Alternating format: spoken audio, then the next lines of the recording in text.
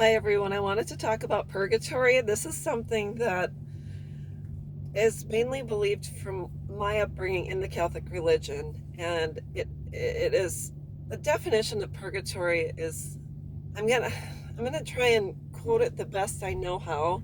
It's those of us that have fallen short and sinned prior to passing away go to purgatory. It's a place where you go make things right, and then you are allowed into the kingdom of heavens.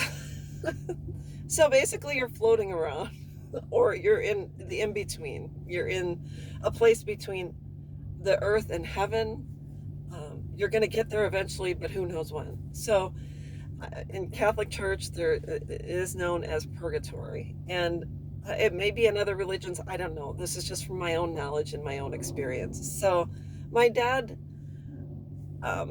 while on this earth, had according to the Catholic Church, fallen short. And he had been, an alcoholic and whatever. And then he had stopped drinking towards the end of his life and made right with us kids. And then he passed away suddenly in, I think it was 2009. And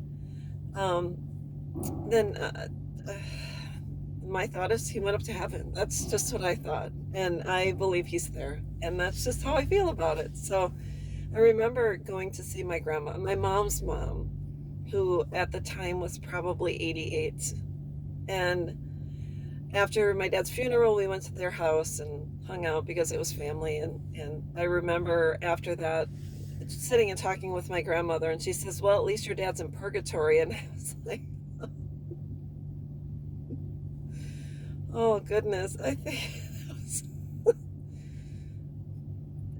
as a child whose father just passed away, I can't even imagine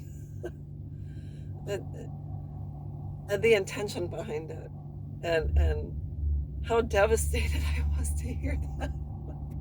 And I said, no, Grandma, he's in heaven. That's where my dad is, and he's waiting for me. So anyhow, I remember I really wanted to challenge, because when you are related to someone who is born and raised in the Catholic Church and this is how it's been, and she is educated and schooled, and that is the way it is. I mean, my grandma probably could have quoted whatever.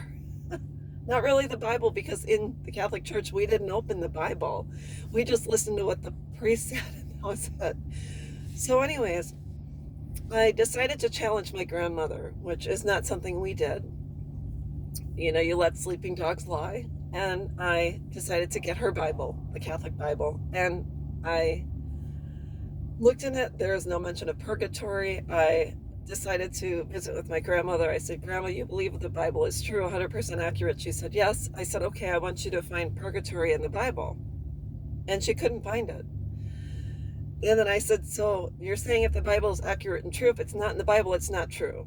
And she said she didn't know what to say. So I challenged her, and I challenged her way of thinking, and I just said, if it's not in the Bible, it's not true. And my dad's not in purgatory, he's in heaven, and he is waiting for me, and someday you'll see him too.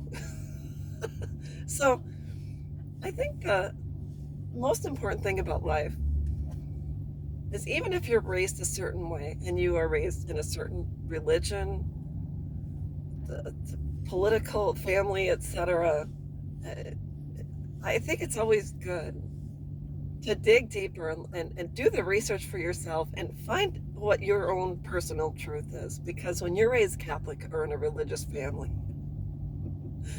it is so hard to step outside of that. And I even remember the one time, every time I saw my grandma and she'd say, are you going to church? I'd say yes, which was a lie, because I wasn't going to church for a number of years. And finally, she asked me, and I said, no, Grandma, I don't go to church. She says, well, why not? And I said, it's just not my thing right now. And she says, okay, I'll pray for you. Okay, that's great. So that's the funniest thing. So it's when you have to take a step back and you have to challenge the beliefs of someone you have respected your entire life, and you've never, your grandmother, you didn't challenge her. You didn't come up against her. And not that she was a difficult person, but you would never dare question her religious beliefs.